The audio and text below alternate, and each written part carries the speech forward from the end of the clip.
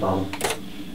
Le but de la formation ingénieur du son, c'est de continuer un cycle de 2 ans dédié quasiment exclusivement qu'à la technique et de continuer vers une approche beaucoup plus artistique. Chaque trinôme travaille toute l'année avec un groupe d'artistes et doit enregistrer un album, un véritable album, et préparer un concert final diffusé devant 600 personnes dans la salle de spectacle Le Plan Harris Orangis. Le but donc c'est d'avoir quelque chose qui puisse être commercialisable. On est vraiment assez indépendant quoi, sur notre travail.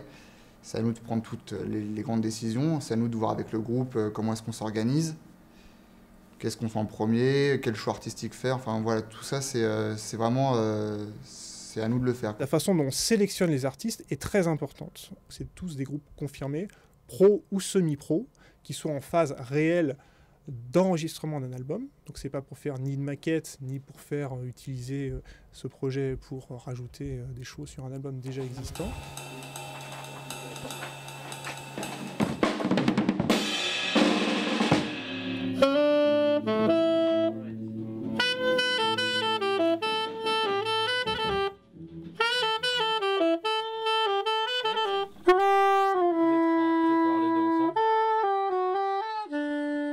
Le fait d'apprendre à se connaître et d'avoir l'année pour travailler ensemble, ça fait qu'il y a une cohésion et une fusion qui existe. L'interaction entre l'équipe d'ingénieurs du son et nous-mêmes, donc musiciens, ça doit être une symbiose quoi. C'est partie aussi du groupe et ils ont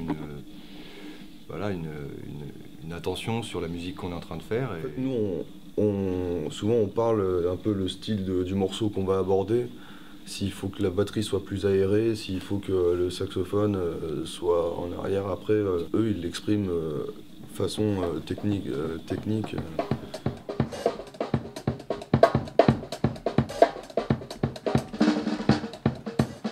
Je peux te piquer ton casque vite fait, juste pour voir, et te demander de jouer un petit peu en même temps. Comme ça, c'est mieux. Ouais, c'est cool. C'est cool. Ah, c'est bien. Bon, bah,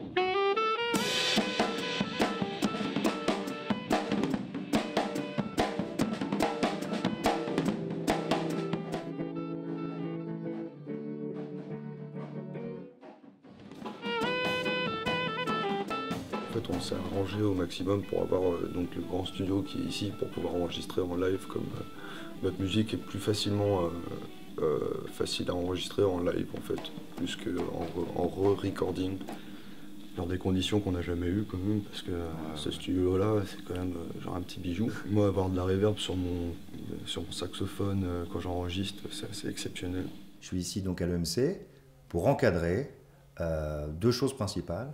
Les cours de musique, tout le monde ici a un rapport avec la musique, mais de rentrer un petit peu plus dans la musicologie, l'organologie, l'étude des instruments, et puis tout le côté psychologique qui se passe avec les musiques amplifiées maintenant de nos jours. Par contre, excuse-moi, effectivement tu minimises à la fin, comme tu disais, c'est un petit effet tu vois, au niveau volume, c'est vraiment voulu quoi, parce que après si tu doubles, enfin, je sais pas, tu penses que pour reproduire exactement la même chose. Et de l'autre côté, c'est comme tu veux, hein, mais... pour accompagner ce qu'on appelle les trinômes, qui vont donc continuer sur leur plan d'enregistrement. Et moi, je suis là pour les accompagner, les conseiller, les suivre. On refait tout et puis tu enregistres, puis après on fera notre sauce sur les disques. Ouais. Okay. T'en refais une, mais on va garder le début de l'autre. D'accord.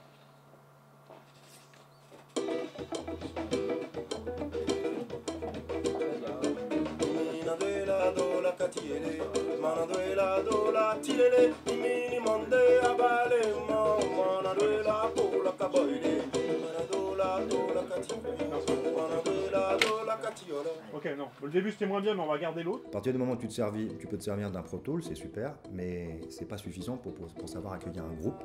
Donc on parle de style. Je fais des exposés sur par exemple les producteurs connus et célèbres, pourquoi ils le sont, qu'est-ce qu'un producteur connu et célèbre, les différences je dirais presque régional.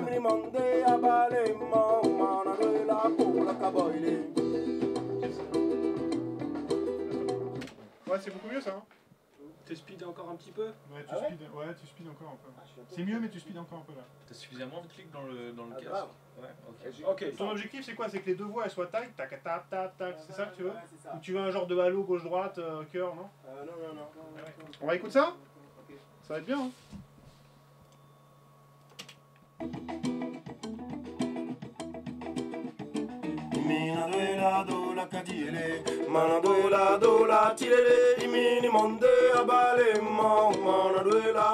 Un vrai échange qui se passe avec Igor. Et on lui propose des idées artistiques, des idées de placement de voix, des idées d'arrangement pour développer en fait son univers. C'est un échange en gros. Moi je profite de studios de qualité avec des élèves qui sont en fin de cycle. J'ai vu des installations que j'avais jamais vues, tu vois, ils ont fait pas mal de tests et tout. Donc, voilà, et puis après, quand on enregistre, ce qui compte c'est la communication avec le mec qui est derrière. Et, donc là aussi t'apprends parce que tu te dis tiens, voilà, juste l'oreille est différente. Voilà.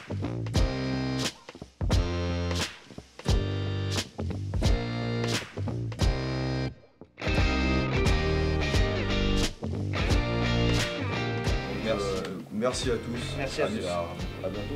À bientôt.